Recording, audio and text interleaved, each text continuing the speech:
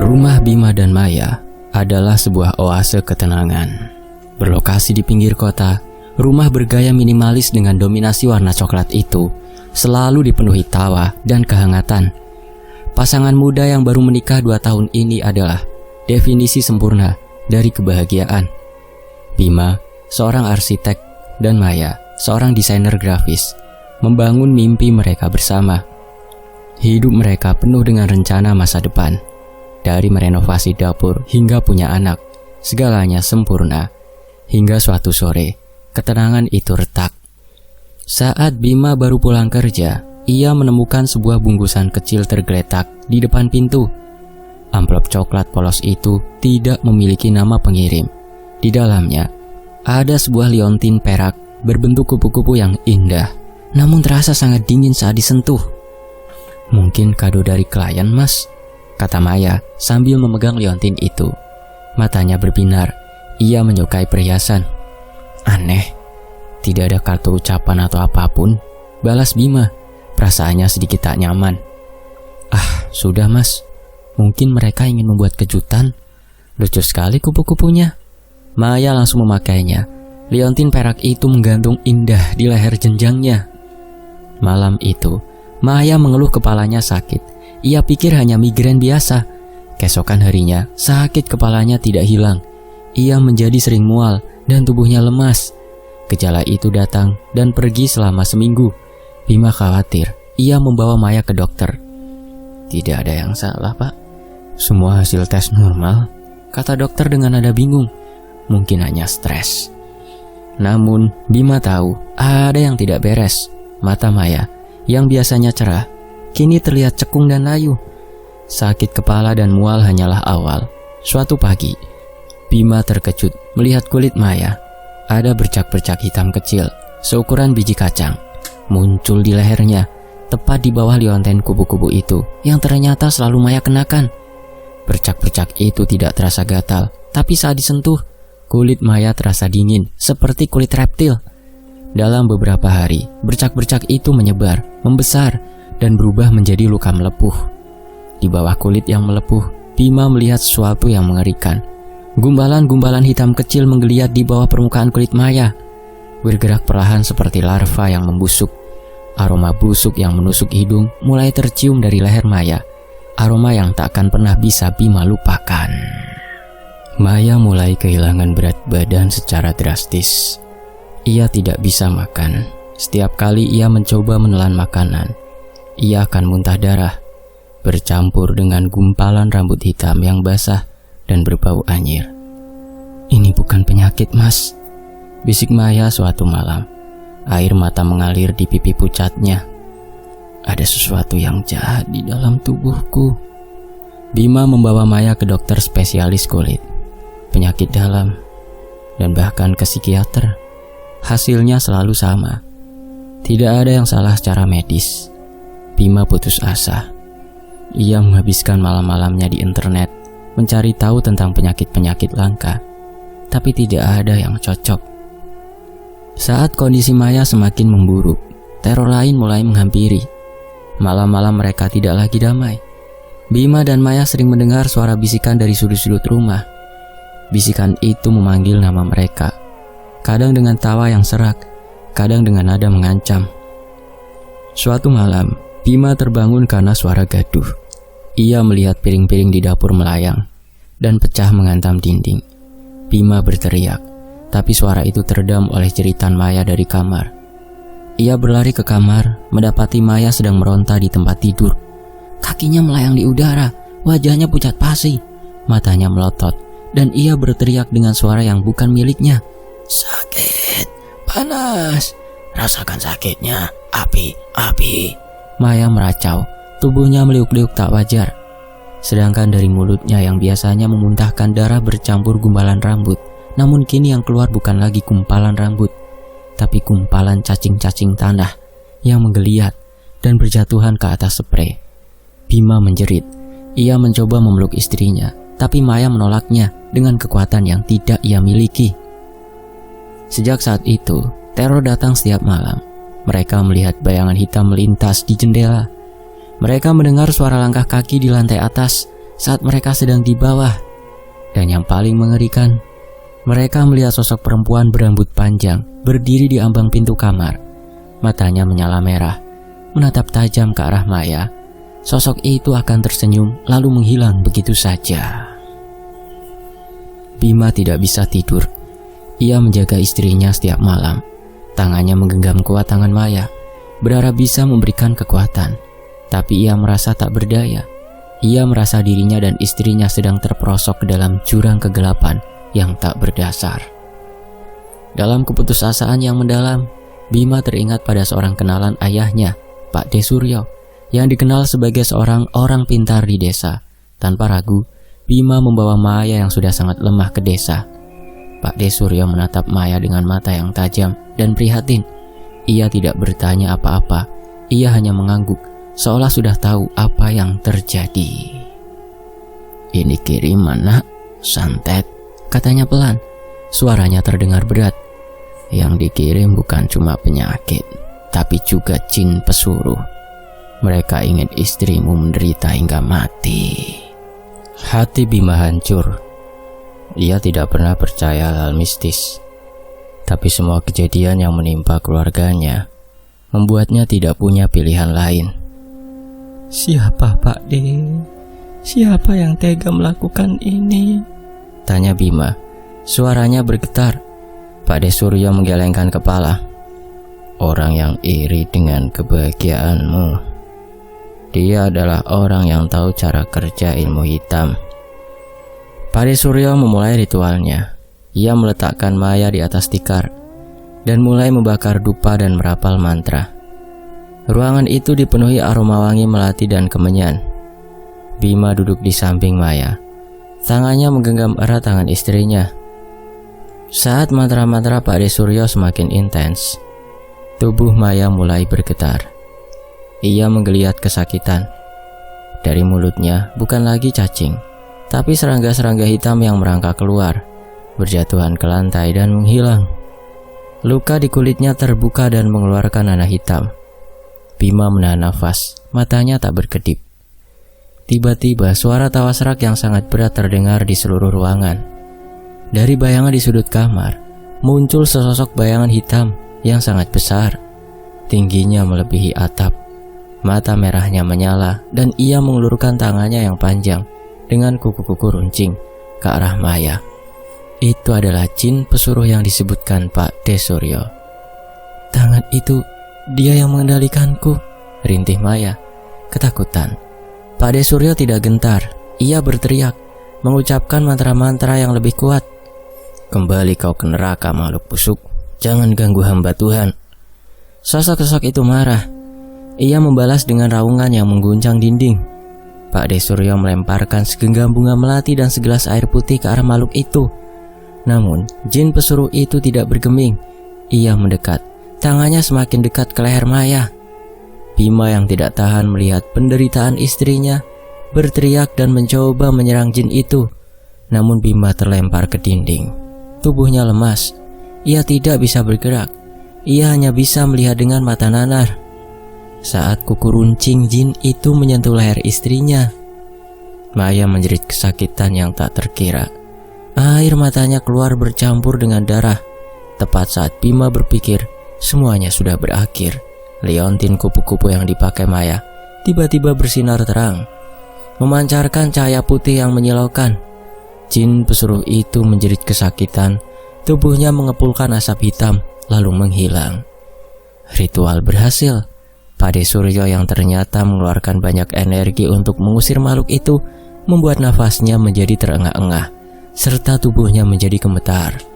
Keesokan harinya, Maya sadar, luka di tubuhnya mulai mengering, luka di lehernya sudah sembuh, dan gumpalan-gumpalan hitam di bawah kulitnya menghilang. Namun luka itu meninggalkan bekas, sebuah bekas hitam yang menyerupai bentuk kupu-kupu. Ia juga tidak lagi muntah darah dan berhalusinasi. Pak De Suryo menjelaskan bahwa liontin itu adalah media santet dan dia sudah melumpuhkan kekuatan yang terkandung di dalamnya. Namun, ia tidak bisa mengusir semua energi negatif yang terlanjur merasuk ke dalam tubuh Maya. "Maya mungkin sembuh, tapi dia tidak akan pernah sama," bisik Pak De Suryo. energi gelap itu akan selalu ada di dalam dirinya. Dan orang yang mengirim santet ini, dia akan datang lagi. Maya sembuh secara fisik, tapi jiwanya hancur. Ia menjadi pendiam dan sering melamun. Ia takut kegelapan, takut pada suara-suara yang tidak ada, dan selalu merasa diawasi. Bekas luka kupu-kupu di lehernya akan selalu mengingatkan pada malam-malam mengerikan yang mereka lalui. Bima dan Maya pindah rumah, berharap bisa memulai hidup baru. Namun, pada suatu pagi, Bima menemukan sebuah bungkusan kecil di depan pintu rumah mereka yang baru.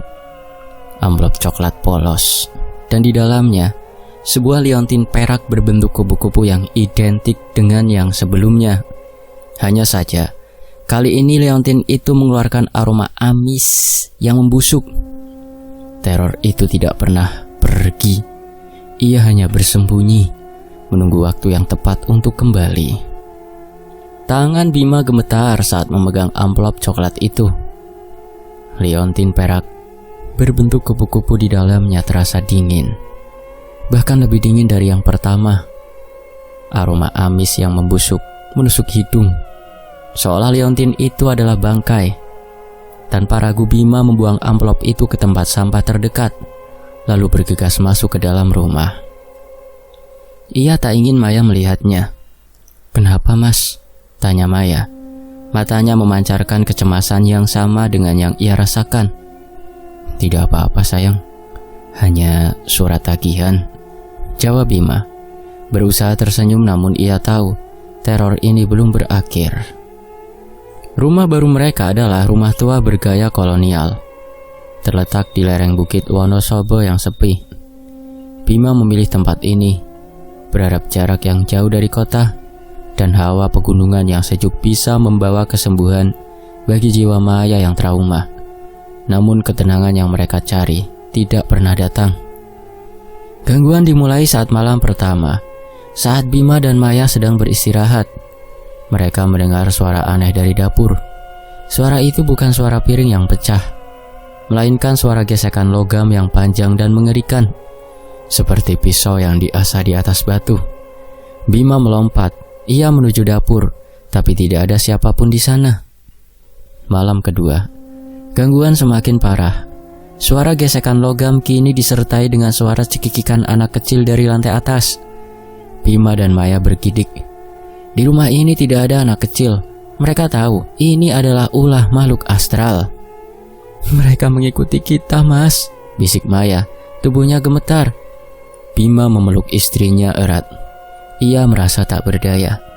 Ia telah membuang liontin itu, tapi energi jahatnya telah menarik berbagai makhluk astral untuk datang. Santet itu mungkin telah hilang, tetapi bayangannya masih mengikuti mereka. Teror yang dialami Bima dan Maya semakin menjadi-jadi. Suatu malam, saat mereka sedang tidur, mereka merasakan hawa dingin yang luar biasa. Bima terbangun. Ia melihat di sudut kamar ada sosok bayangan hitam yang berdiri tegak. Matanya menyala merah, tapi itu bukan hanya satu sosok. Di belakangnya ada dua sosok lain yang lebih kecil, seperti anak-anak. Mereka berdiri diam, menatap tajam ke arah Maya.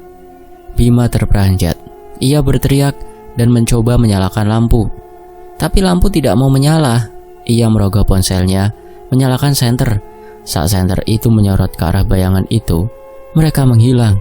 Namun, di tempat mereka berdiri, kini ada bekas jejak kaki basah yang berbau amis. Keadaan Maya semakin memburuk. Ia seringkali menggigau di malam hari, meracau tentang suara-suara yang mengancam, dan wajah-wajah yang mengintip dari jendela. Suatu pagi, Bima menemukan Maya duduk di sudut kamar. Tangannya menggenggam erat sebuah boneka kain usang yang tidak ia kenali. Boneka itu memiliki mata dari kancing hitam yang salah satunya copot, membuatnya terlihat seperti sedang berkedip. "Mereka memberiku ini," bisik Maya. Suaranya parau. Bima mengambil boneka itu dan mencoba membuangnya. Tapi saat ia memegang boneka itu, ia merasakan sengatan listrik yang menyakitkan. Tangannya melepuh. Ia menjerit kesakitan dan boneka itu terjatuh ke lantai. Melihat kondisi Maya yang semakin memburuk, Bima memutuskan untuk meminta bantuan Pak De Suryo. Ia menceritakan semua teror yang mereka alami. Pak De Suryo datang, dan ia langsung merasakan aura negatif yang sangat kuat di sekitar rumah itu. "Ini bukan santet lagi, Nak," kata Pak De Suryo. "Tapi ini adalah pintu yang terbuka. Liontin yang kamu buang itu telah membuka gerbang. Dan makhluk-makhluk itu datang untuk mengambil apa yang seharusnya mereka miliki." Malam itu Pak De Suryo memulai ritual. Ia membakar dupa, merapal mantra, dan menaburkan garam di setiap sudut rumah. Di tengah-tengah ritual, suara-suara aneh mulai terdengar. Suara cekikikan, suara tangisan, dan suara rintihan yang menyayat hati. Bima dan Maya hanya bisa berdoa. Mereka tahu hidup mereka tidak akan pernah kembali normal. Mereka terjebak dalam teror ini, dan mereka harus berjuang untuk keluar dari sana. Pertarungan melawan kegelapan itu belum berakhir.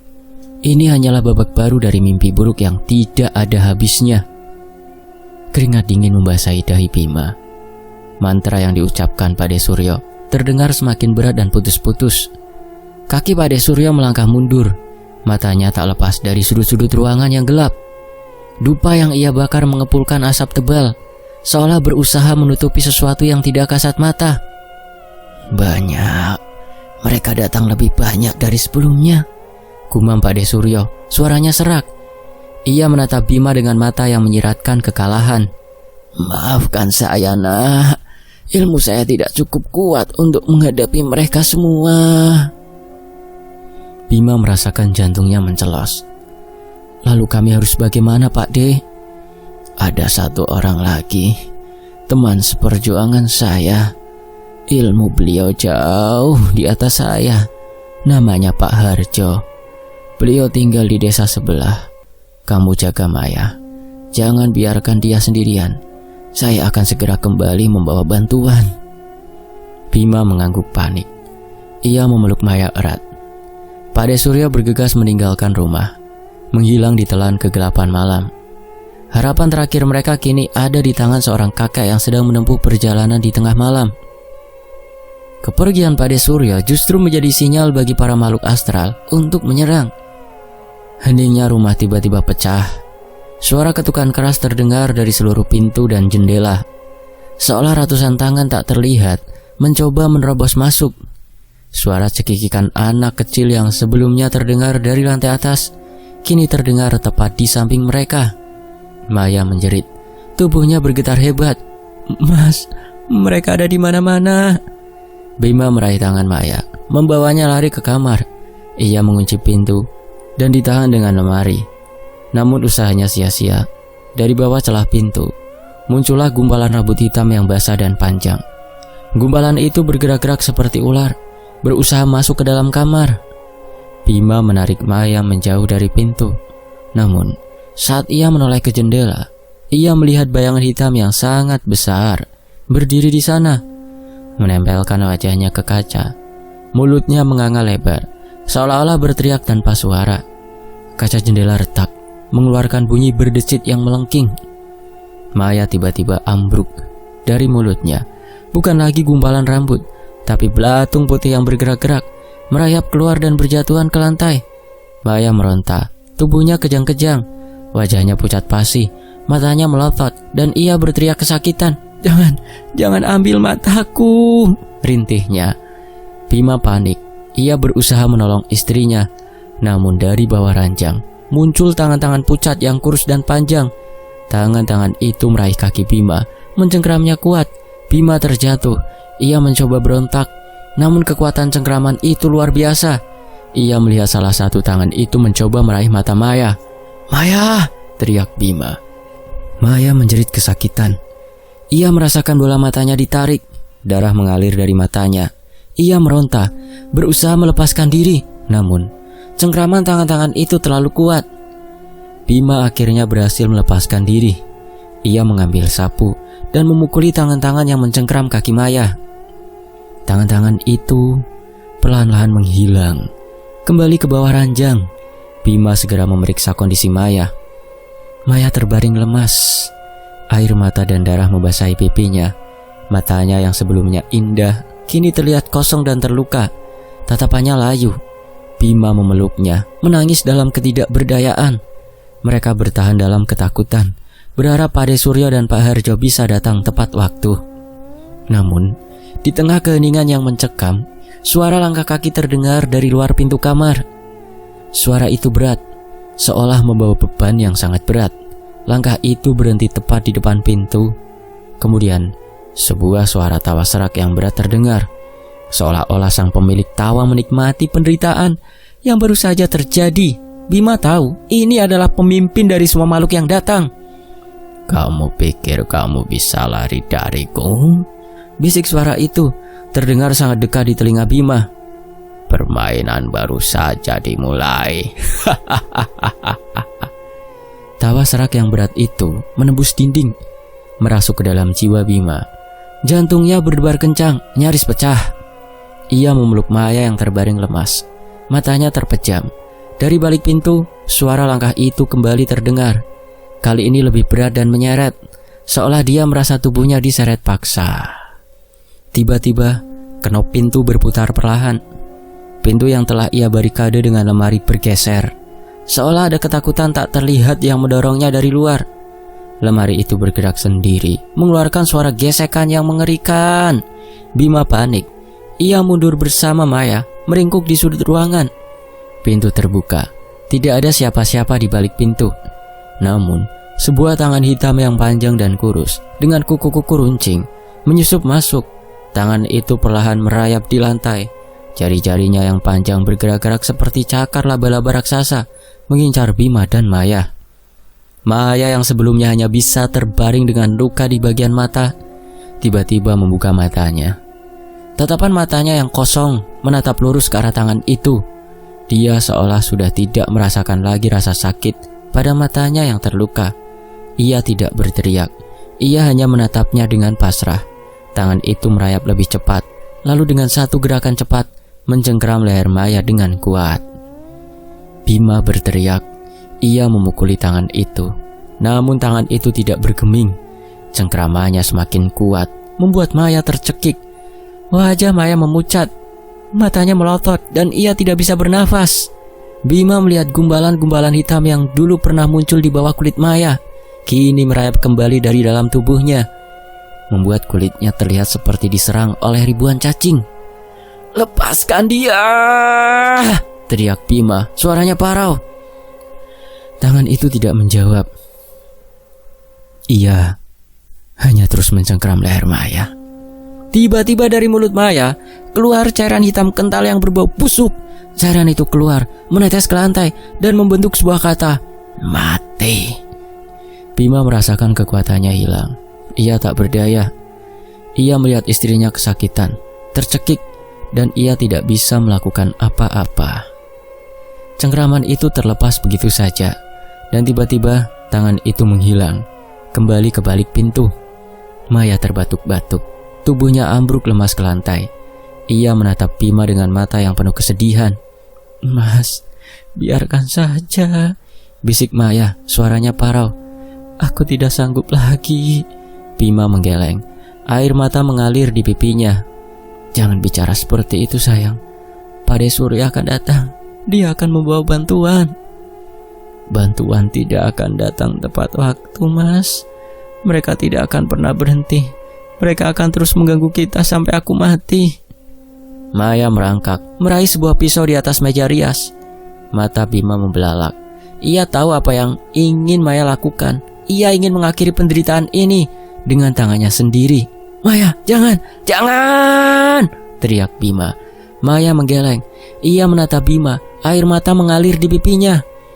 "Aku sudah tidak kuat, Mas. Ini satu-satunya cara. Aku tidak ingin menjadi bebanmu. Aku tidak ingin melihatmu menderita bersamaku." Maya mengangkat pisau itu. Bima berusaha meraihnya, tapi suara tawa serak yang berat itu kembali terdengar dari balik pintu. Tawa itu menggema, seolah-olah makhluk-makhluk itu menikmati pemandangan yang menyakitkan di depan mereka. Bima tidak bisa bergerak. Ia seperti terpaku di tempat. "Bunuh diri, bunuh diri," bisik suara itu. Suaranya menggoda. Itu satu-satunya jalan keluar. Maya menutup mata. Ia akan melakukan hal itu. Ia akan mengakhiri penderitaannya. Namun tiba-tiba dari balik jendela, sebuah cahaya putih yang menyilaukan muncul, diikuti oleh suara teriakan yang nyaring dari luar. Suara itu bukan suara manusia, melainkan suara auman yang mengerikan dari makhluk yang kesakitan. Makhluk itu menjerit. Suaranya memekakan telinga, lalu menghilang. Cahaya itu perlahan meredup. Bima menoleh ke arah jendela. Ia melihat Pade Surya berdiri di sana bersama dengan seorang pria dengan wajah tegas. Itu adalah Pak Harjo. Mereka datang tepat waktu. Namun keputusasaan di mata Maya sudah terlanjur membekas. Ia telah melihat kematian dan ia tidak akan pernah sama lagi. Pertarungan yang lebih besar akan segera dimulai. Suara tawa serak yang berasal dari para makhluk yang mengganggu Bima dan Maya sebelumnya membahana, kini berubah menjadi raungan kesakitan. Makhluk-makhluk astral yang bersembunyi di dalam rumah tiba-tiba menjerit, berhamburan keluar dari celah-celah pintu dan jendela. Bau amis dan busuk memenuhi udara. Cahaya putih yang menyilaukan dari luar rumah kini merayap masuk, menyapu setiap sudut ruangan yang gelap. Pak Harjo, pria yang sebenarnya ramah namun berwajah tegas, melangkah masuk ke dalam kamar. Matanya terlihat begitu awas, memancarkan energi dan kekuatan yang luar biasa. Di belakangnya, Pak De Suryo melangkah masuk. Nafasnya terengah-engah. Bertahan nak, dia datang, kata Pak Harjo. Suaranya mantap. Dia adalah pemimpin dari semua makhluk ini. Maya terbaring lemas, pisau di tangannya terlepas. Bima segera merangkak, memeluknya erat. Tanpa membuang waktu, Pak Harjo mulai merapal mantra. Ia berjalan mengelilingi Bima dan Maya, menaburkan garam dan beras kuning dari sebuah kantung kecil. Butiran-butiran itu tidak jatuh ke lantai, melainkan melayang di udara, membentuk sebuah cincin putih yang bercahaya. Cincin itu terus berputar, membentuk sebuah perisai energi di sekitar mereka. Pagar gaib ini akan melindungi kalian, kata Pak Harjo tanpa menoleh. Apapun yang terjadi, jangan keluar dari lingkaran ini. Jangan sampai ada yang menyentuh kalian. Tiba-tiba suara tawa yang berat dan serak terdengar lagi. Kali ini dari dalam rumah, membuat Bima dan Maya terkejut. Mereka melihat sosok bayangan hitam yang sangat besar muncul dari kegelapan di sudut ruangan. Sosok itu tidak memiliki bentuk yang jelas, hanya sebuah gumpalan kegelapan yang pekat dengan sepasang mata merah menyala yang menatap tajam ke arah mereka. Kau berani melawan aku, manusia tua? Suara sosok itu menggelegar, memenuhi ruangan. Aku datang untuk mengambil kembali jiwa yang kau curi, balas Pak Harjo. Suaranya tidak gentar sedikit pun. Pak Harjo menutup matanya. Ia duduk bersila di depan Bima dan Maya. Pade Suryo melakukan hal yang sama. Mereka berdua memejamkan mata, memasuki alam astral untuk melawan makhluk itu. Di dalam kesadaran mereka, pertempuran yang brutal terjadi. Bima yang berada di dalam lingkaran pelindung dapat melihatnya. Di depannya ia melihat Pak Harjo dan Pade Suryo berubah menjadi dua sosok cahaya putih yang bersinar. Di hadapan mereka, sosok bayangan hitam raksasa itu berdiri tegak, mengeluarkan tawa yang memekakan telinga. Serahkan jiwa gadis itu kepadaku, raung sosok itu. Pak Harjo tidak menjawab. Ia mengayunkan tangannya dan dari dalamnya muncul sebuah pedang cahaya yang besar. Ia mengayunkannya, menebas ke arah sosok hitam itu. Namun, sosok itu dengan mudah menghindar. Pak De Suryo di sisi lain merapal mantra.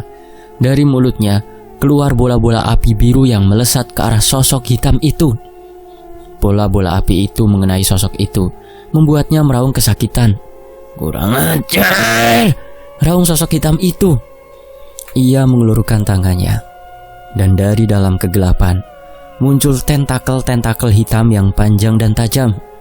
Tentakel-tentakel itu menyerang Pak Harjo dan Pak De Suryo. Pak Harjo menghindari serangan tentakel itu. Ia melesat, memukulkan pedang cahayanya ke arah sosok hitam itu. Serangan itu mengenai sasaran, membuat sosok itu menjerit. Namun, ia tidak menyerah. Ia terus mengeluarkan tentakel-tentakel dari dalam dirinya, menyerang tanpa henti. Sementara itu, di alam nyata, Bima melihat Pak Harjo dan Pak Ade Suryo terdiam. Keringat dingin membasahi dahi mereka. Gigi mereka gemeretak, seolah menahan sakit yang luar biasa. Bima melihat bayangan hitam itu di depan mereka, dan ia tahu pertarungan yang terjadi di alam astral jauh lebih mengerikan dari apa yang ia bayangkan. Di sisi lain, Maya yang berada di sampingnya kini terlihat lebih tenang. Ia menatap pertempuran itu dengan mata yang kosong, seolah jiwanya sedang diperebutkan di antara dua kekuatan yang besar. Pertempuran itu terus berlanjut, api melawan kegelapan, kekuatan baik melawan kekuatan jahat. Bima hanya bisa berdoa. Ia berharap mereka bisa menenangkan pertempuran ini dan jiwanya tidak harus pasrah menjadi makanan bagi para makhluk kegelapan. Api biru dari rapalan Pak Ade Suryo melesat bagai anak panah, membakar tubuh hitam sosok raksasa itu. Makhluk itu meraung kesakitan, tubuhnya mengepulkan asap tebal. Namun Pak Harjo tidak memberinya waktu untuk pulih. Pedang cahayanya menyala lebih terang, menusuk dada makhluk itu dengan kecepatan kilat. "Rasakan kau makhluk terkutuk," teriak Pak Harjo. Suaranya menggelegar di alam astral. Makhluk itu meraung, tubuhnya menggeliat, dan dengan sisa kekuatannya, ia mengulurkan tangan raksasanya ke arah Pak Harjo. Namun, Pak Ade Suryo dengan sigap menciptakan perisai api, melindungi Pak Harjo dari serangan balasan itu. Di dunia nyata, Bima menyaksikan semua itu dengan nafas tertahan. Ia melihat Pak Harjo dan Pak Ade Suryo berjuang keras. Keringat dingin membasahi seluruh tubuh mereka. Namun perhatiannya teralih saat ia merasakan sebuah gerakan di sampingnya Maya.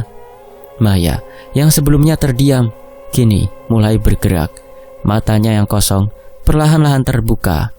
Namun bukan tatapan biasa. Matanya menyala, memancarkan cahaya merah yang sama dengan milik makhluk itu. Sebuah bisikan halus, namun jelas, terdengar di telinganya. Keluar dari sana. Kau tidak aman di dalam." Tangan Maya perlahan terangkat, meraba batas pagar gaib yang dibuat oleh Pak Harjo. Jari-jarinya menekan, berusaha menembus perisai energi itu. Bima yang menyadarinya langsung menarik tangan Maya. Wajahnya panik. "Maya, jangan!" teriaknya. "Jangan keluar, itu jebakan!" Namun, bisikan itu semakin kuat. Keluar sekarang. Mereka akan mati di sini dan kau akan aman." Maya menatap Bima. Matanya memohon. Ia percaya bisikan itu. Ia ingin keluar. Ia ingin bebas. Dengan sisa kekuatannya, ia meronta, berusaha melepaskan diri dari Bima. "Maya, sadar. Ini aku suamimu," teriak Bima. Air matanya mengalir. "Ini aku." Pertarungan fisik antara mereka terjadi di dalam lingkaran suci itu. Maya yang dipengaruhi oleh makhluk lain, dan Bima yang berusaha untuk menahannya. Kekuatan Maya yang tiba-tiba meluap-luap membuat Bima sulit untuk menahannya. Maya berhasil menggeser tubuhnya. Tangan kanannya hampir menembus batas pagar gaib itu. Tepat pada saat itu, di alam astral, Pak Harjo melihat sebuah kesempatan. Ia menusukkan pedang cahayanya ke jantung sosok hitam itu. Sosok itu menjerit. Raungannya memekakkan telinga. Tubuhnya yang raksasa perlahan-lahan mengecil, lalu meledak menjadi debu hitam yang lenyap di telan cahaya. Bersamaan dengan itu, Maya yang setengah tubuhnya sudah berada di luar pagar gaib jatuh lemas. Matanya kembali normal. Ia kembali ke pelukan Bima. Tepat saat tubuhnya menyentuh lantai, pagar gaib yang melindungi mereka berdua tiba-tiba menghilang. Pak Harjo dan Pak Ade Suryo terengah-engah. Tubuh mereka kelelahan. Mereka berhasil. Mereka mengalahkan pemimpin dari makhluk-makhluk itu. "Dia sudah mati," kata Pak Harjo. Suaranya bergetar. "Semua roh jahat yang datang ke rumah ini adalah pengikutnya. Sekarang mereka tidak akan mengganggu kalian lagi." Bima menatap Maya yang terbaring lemas. Wajahnya pucat. Tapi ia masih hidup. Ia bersyukur mereka berhasil selamat. Namun, ia tahu trauma dari kejadian ini akan selalu membekas. Ia juga tahu ia harus berjuang untuk menyembuhkan Maya, bukan hanya secara fisik, tetapi juga secara mental. Setelah pertempuran sengit di alam astral usai, keheningan mencekam kembali menyelimuti rumah. Bima memeluk Maya. Tubuhnya bergetar hebat. Pak Harjo dan Pak De Suryo duduk bersila mengatur nafas. Keduanya terlihat sangat lelah, namun mata mereka memancarkan kepuasan. Sudah selesai, bisik Pak Harjo, suaranya parau. Jiwa yang jahat itu telah musnah, tapi masih ada satu lagi yang harus diselesaikan. Kita harus melenyapkan liontin itu. Pak Harjo meminta Bima untuk mengambil cangkul dan mengikutinya ke halaman. Bima bingung. Ia membuang liontin itu di tempat sampah, bukan di halaman. Namun, tanpa banyak bertanya, ia mengikuti Pak Harjo. Mereka berhenti di sudut halaman, di bawah pohon beringin yang rimbun. Pak Harjo menunjuk ke arah tanah. Gali di sini, nak. Bima mulai menggali. Tanah itu terasa lembab, dan ia tidak perlu menggali terlalu dalam. Seketika, ujung cangkulnya menyentuh benda keras. Bima membersihkan tanah dari benda itu, dan terkejut setengah mati. Ia menemukan sebuah kendi kecil dari tanah liat yang tertutup rapat, dan di atasnya liontin perak berbentuk kupu-kupu itu tergeletak. Liontin itu, padahal saya buang di tempat sampah. Gumam Bima tak percaya. Benda-benda seperti itu selalu kembali ke tuannya, kata Pak Harjo. Liontin ini adalah media yang digunakan untuk mengirim santet. Selama liontin ini ada, energi jahatnya akan terus mengikuti kalian. Pak Harjo mengambil kendi dan liontin itu. Ia menyuruh Bima kembali ke rumah. Di dalam, Pak De Suryo sudah duduk di samping ranjang menunggu Bima. Baringkan istrimu di sini, kata Pak De Suryo. Dengan hati-hati, Bima membaringkan Maya di ranjang. Wajahnya masih pucat, dan matanya masih terlihat kosong. Pak De Suryo kemudian mulai merapal mantra sambil mengusap kepala Maya. Bima melihat gumpalan-gumpalan hitam yang dulu pernah ada di bawah kulit Maya, kini perlahan-lahan kembali muncul. Ini adalah sisa-sisa santet yang masih menempel di tubuhnya. Kita harus membersihkannya, kata Pak De Suryo. Di luar, Pak Harjo mulai melakukan ritualnya. Ia meletakkan kendi dan liontin di atas tanah, lalu membakar sebuah dupa. Ia merapal mantra dengan suara yang berat dan kuat. Mantra-mantra itu tidak terdengar seperti mantra biasa, melainkan seperti sebuah bahasa kuno yang sangat sakral. Tiba-tiba, api kecil muncul dari kendi itu. Api itu menyala dan dengan cepat membesar, melalap kendi dan liontin di atasnya. Api itu berwarna hijau kebiruan, berbeda dari api biasa. Api itu membakar liontin itu menjadi abu, dan abunya lenyap di telan udara, seolah tidak pernah ada. Di dalam rumah, saat liontin itu terbakar, Maya tiba-tiba menjerit kesakitan. Gumbalan-gumbalan hitam yang muncul di bawah kulitnya kini meletus, mengeluarkan nanah hitam yang berbau busuk. Maya meronta, tubuhnya kejang-kejang. Bima panik, namun Pak De Suryo menyuruhnya untuk menahan Maya. Tenang, biarkan semuanya keluar, teriak Pak De Suryo. Pak De Suryo terus merapal mantra. Ia memukulkan telapak tangannya ke dahi Maya, dan seketika Maya terdiam. Ia pingsan, dan gumpalan-gumpalan hitam itu lenyap dari tubuhnya. Beberapa saat kemudian, Pak Harjo masuk ke dalam rumah. Ia menatap Maya, lalu ia tersenyum. Sudah selesai. Liontin itu sudah musnah. Dia tidak akan mengganggu lagi. Pak Harjo kemudian duduk di samping Pak De Suryo. Mereka berdua meletakkan telapak tangan mereka di dada Maya, lalu merapal mantra. Bima melihat tubuh Maya perlahan-lahan memancarkan cahaya putih yang lembut. Cahaya itu menyebar, menutupi seluruh tubuh Maya, dan menyerap semua sisa-sisa energi negatif yang masih ada. Sekarang, jiwanya sudah bersih, bisik Pak De Suryo. Dia akan sembuh, tapi butuh waktu. Ingat, trauma akan selalu membekas. Kalian harus melawannya bersama-sama. Bima menatap Maya yang kini terlihat lebih tenang. Ia merasa lega. Akhirnya teror ini berakhir. Namun ia tahu perjalanan mereka tidak akan mudah. Bekas luka di leher Maya dan trauma di jiwanya akan selalu menjadi pengingat bahwa kegelapan bisa datang kapan saja dan mereka harus selalu siap menghadapinya. Setelah ritual pembersihan selesai, keheningan kembali menyelimuti rumah. Maya terbaring tenang. Wajahnya yang pucat kini memancarkan rona kemerahan. Luka di lehernya mulai mengering, meninggalkan bekas hitam yang samar. Bima duduk di sisi ranjang, menggenggam tangan Maya, merasa sangat lega. Ia menoleh ke arah Pak Harjo dan Pak De Suryo. "Pak Harjo, Pak De, terima kasih banyak," ucapnya, suaranya tercekat. Tidak ada kata yang bisa menggambarkan betapa bersyukurnya saya. "Sudah kewajiban kami, Nak," balas Pak Harjo tersenyum tipis. Sekarang ia akan sembuh total. Namun ada satu pertanyaan yang mengganjal di benak Bima. Pertanyaan yang mengganggu sejak teror itu dimulai. Ia harus tahu siapa dalang di balik semua ini. "Pak Harjo, Pak De, boleh saya tahu siapa yang mengirimkan semua ini?" tanya Bima. Matanya memancarkan rasa ingin tahu yang kuat. "Saya ingin tahu siapa yang tega melakukan ini pada istri saya." Pak De Surya menghela nafas panjang. Ia menatap Bima dengan tatapan yang dalam.